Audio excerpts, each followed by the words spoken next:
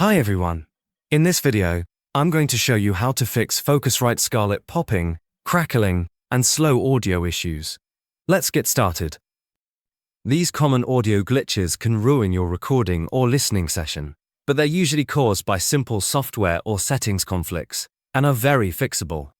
We'll go through the key troubleshooting steps in order. Step 1. Update or reinstall your Focusrite driver. Outdated or corrupted drivers are the most common culprit. First, head to the official Focusrite website. Use the link in the description below. It will take you directly to their driver download page. Pick your specific Scarlett model and your operating system, Windows or Mac. Download the latest driver and completely uninstall your old driver from your computer's control panel or settings first. Then, install the new driver you just downloaded and restart your computer. This fresh install often solves the problem immediately. Step 2. Match your sample rate settings.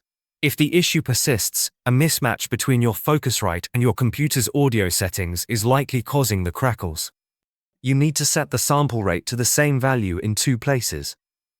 First, for Windows, go to your system tray at the bottom right, right-click the speaker icon, and select Sounds.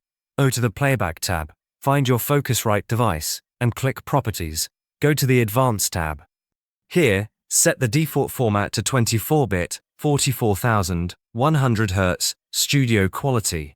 Click Apply, and OK. Second, for your Focusrite hardware, look in your system tray again for the Focusrite control icon. It looks like a grey F. If you don't see it, go back to step 1, as the software isn't installed correctly. Right-click the F icon and open Settings or Hardware Settings. In the buffer size or sample rate section, set it to 44.1 kHz and a buffer size of 512 samples. A higher buffer size, like 1224, will give you more stability and less crackling, but will introduce more latency delay, which isn't ideal for recording live instruments. Step 3. Check your USB port and cable.